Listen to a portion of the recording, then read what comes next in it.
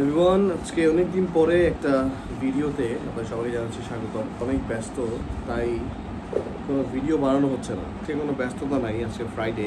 So আজকে ভাবলাম কোথাও যাব, কই যাব, কার সাথে যাব, কোনো কিছুই কোনো ঠিক নাই। একাই এখন বের হব।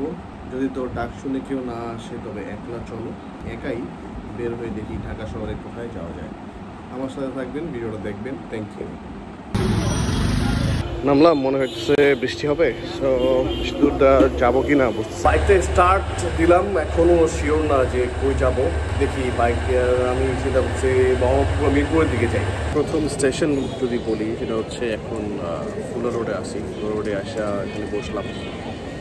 সামনে যেহেতু ডাকসু ইলেকশন, ফেসবুকে অনেক ডাকসুর ভিডিও দেখতে দেখতে আর কি এই জায়গাটা একটা প্রেমে পড়ে গেছে। তাছাড়া ওই জায়গাটা অনেক আসছে আগে। হঠাৎ করে ভাবছি এখান থেকে আমি মোহাম্মদপুরের উদ্দেশ্যে যাবো। আমার কিছু স্মৃতি আছে। যখন আমি আমার চাকরি শুরু করেছিলাম, আমি একটা ডেলিভারি বয় হিসেবে চাকরি শুরু করেছি।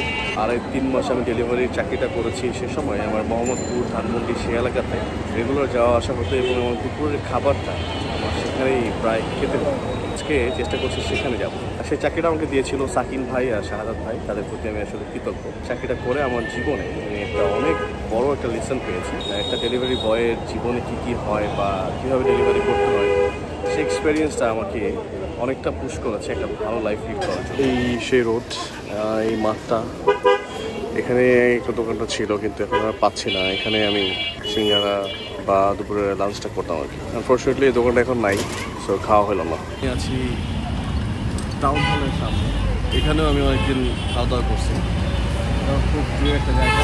দেখি আজকে ওইদিকে যেতে পাই নাই, ওইদিকে খাওয়া যায় কিনা। ও বাজান